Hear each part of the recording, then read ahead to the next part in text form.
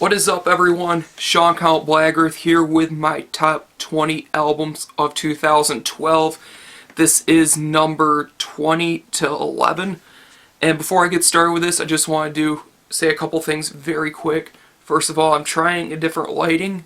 Let me know what you think. Is it any better? Is it worse? Let me know. And also, I want to thank all of you from the bottom of my heart. I just broke 1,900 subscribers, and I can't thank you enough. When I started this channel, I never thought I would even get 100, let alone 1,900. That's mind-blowing to me, and it means the world to me that you guys care about my opinion. So, thank you very much. And now, let's start off the top 20 albums of 2012, starting with number 20. And this is an album that for some reason I didn't review when it came out, and I'm not too sure why I didn't do it, and I should have, but I recently picked it up and I started listening to it, and it is damn good. Damn good. And number 20 is Knockmystium, The Silencing Machine. If you're a fan of old Knockmystium with a little bit of that black metal touch that they did on the Assassins and Addicts albums, you'll really dig this, because there's a little traces of those two albums scattered throughout the whole thing, but it's more or less a return to form for Knockmystium. Just a straight up hateful, brooding, destructive, absolutely crushing piece of American black metal that, in my opinion, is one of the best things they have done in a long time. And it's an addictive album, and it's one that goes by way too fast, but it's so damn good, you just keep listening to it. So that is why The Silencing Machine is number 20 on my list. Number 19 is a solo album from the girl from Leaves' Eyes. That is Liv Christine with Libertine. Liv Christine I've always been a fan of. I felt like her pop music solo work, which is this, felt a little forced in some departments. It seemed good, but not good enough. And quite honestly, quite frankly, this is the best stuff she's done, and I'm really looking forward to more material from her. The music is infectiously catchy. It's pop music with substance. It has something to grab onto, and it's music that just makes you feel good. It's music that makes you happy for a change, for me, at least for a change, because not saying that music makes me all depressed and emo, but it just lifts you up and it makes you feel good, and I love it. So that's why it is number 19 on my list. Number 18 is now my reviewed quite a while ago, and that is Helvetron with Death Scroll of Seven Hells and its Infernal Majesties. Hell of a title. Now, this album is just one of the darkest and most sinister records I have heard this year, bar none, one of, and I'll get to the darkest later on. This album is just a straight up frightening listening experience, combining elements of black metal and doom metal and death metal to make this cohesive yet chaotic sound of just some of the most extreme music you will ever hear in your life. And for me personally, I love it, and it's something I can't get enough of. It's a very addictive sound, and once when you've heard it, you'll understand why. Number 17 is now my reviewed way back at the beginning of the year. This is, in my opinion, this album is what their last album should have been, and that is Lacuna Coil with Dark Adrenaline. Shallow Life was the biggest piece of crap this band has ever put out, and quite frankly, I had no hopes or expectations for this album, because I thought it was going to be more of the same garbage. When in reality, they actually went somehow heavier, which kind of surprised me, and went back to almost the Karma Code and Comalize era sound, which, to me, it sounds like the album that's in between Comalize and Karma Code. Two of my favorite albums by them, but those albums felt like there was something missing, and this album is the missing link. So for me, this is a great album filled with beautiful melodies, great soundscapes that are beyond just the typical Lacuna Coil riffing and kind of bland drumming. even though somehow they make it work.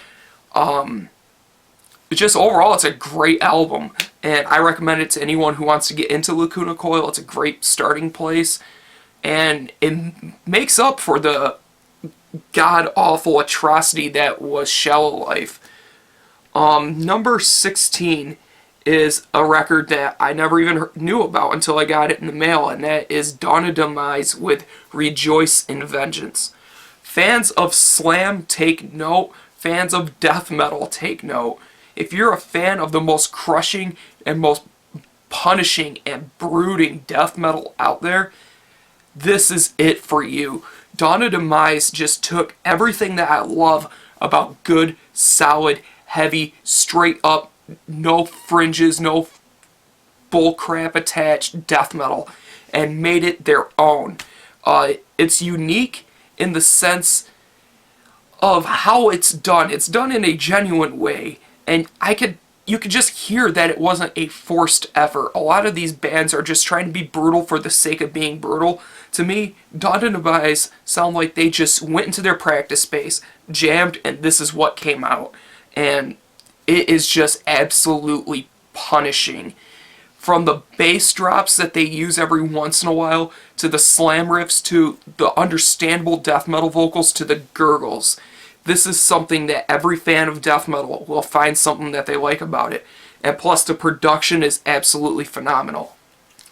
Number 15 is the first album I reviewed this year, and that is Alceste with Les Voyages de l'Âme.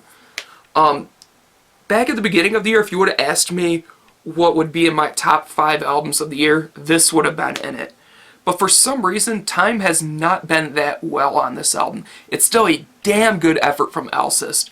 But the more I listen to it, the more I find myself thinking that Escale de Lune, I believe is how you say the name, if I'm wrong, I apologize, was a much stronger effort. But this is a great, great album. If you're a fan of atmospheric black metal and shoegaze, and just overall very good, beautiful music, this is for you. Just overall a phenomenal album. Number 14, Inanimate Existence with Liberation Through Hearing. This album was another one that came as a shock to me because it came at the same time as Dawn of Demise. Phenomenal technical death metal that is done in a very, very unique way. There's not a lot of noodling going on in the solo work. There's not a lot of wankery. And as you all know, I hate bands with necrophagus syndrome, which is being tech for the sake of being tech. This is done in such a genuine and perfect manner, where the songs just have such a unique progression to them, and especially in the center of the album, when they just slap in the 7-piece instrumental epic, featuring slap bass and acoustic work, and just all these gorgeous soundscapes that you will not find in most technical death metal. And for me, that made this album stand out. But it's a damn good listen that is worth your time and especially your money to pick up. Definitely look for this album and pick it up. Inanimate Existence, Liberation Through Hearing. Definitely give this one a listen. Number 13, another technical death metal album, and this is one that I was looking forward to a lot, and it did not let me down at all, and that is The Faceless with Autotheism. Autotheism is just a very straight up solid effort of progressive technical death metal. They took so many different influences, and they just kind of blatantly ripped them off, but did it in such a great way. Just some great riffing, some awesome song progressions, and just absolutely beautiful vocals from, and I say beautiful as in even the growls are amazing, but the clean singing that is done is so unique, and it's so good. I love it. It's something that, it's good for a change. I did not like Planetary Duality simply because of the production. It was one of the most awful sounding records I have ever heard. I despise that album just because of that. It literally gives me a headache to listen to it. But they made up for that with this one. Great production, phenomenal songwriting, great clean vocals, great growls. Overall, just a very solid album. Number 12, Abigail Williams with Becoming.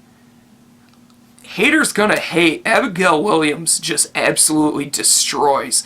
They are an amazing black metal band, and Becoming really showed off their new sound, which is this almost Cascadian atmospheric black metal sort of sound, where it takes heavily from bands such as Woden's Throne and Wolves in a Throne Room. Abigail Williams have never been the most original band in the world, but they've been a very genuine band in the way they go about things, and they've also have been very, very good at crafting these sort of worship albums, so to speak, of bands that they love, such as with the last record before this one, I would say it was almost like Watain, and it felt a lot like that. With Becoming, it felt like a lot of, like, it felt like there was a lot of Wolves in the Throne Room influence. And they did it, and they did it damn well. I don't care what anyone says. Abigail Williams is a phenomenal band, and this album really proves that. It shows their maturity as musicians, and it really shows off the song progressions that they can craft when given enough time. And this album, they really, really pushed the envelope for them and just put out a fantastic black metal record that is for fans of pure atmospheric black metal. And the last one I'm going to do for this video, number 11, Korpiklani with Manala. As I said before, their last album was okay. Ukanvaka was okay at best. I mean, it had some very good songs, don't get me wrong, but if I had to pick my least favorite album of theirs, I would say that one. It just kind of felt bland. They have returned, and they have come back with that exciting sound, and I actually felt excited listening to Korpiklani for the first time in a long time, and that's saying something, because they're one of my favorite bands of all time, if not my favorite band of all time. Just the overall catchy, upbeat, very happy, fun to listen to melodies, to the very dark sort of sound like you'd hear on songs such as Husky Sledge, that were very atmospheric and really entranced you in this sort of vibe of being in the middle of the woods in Finland.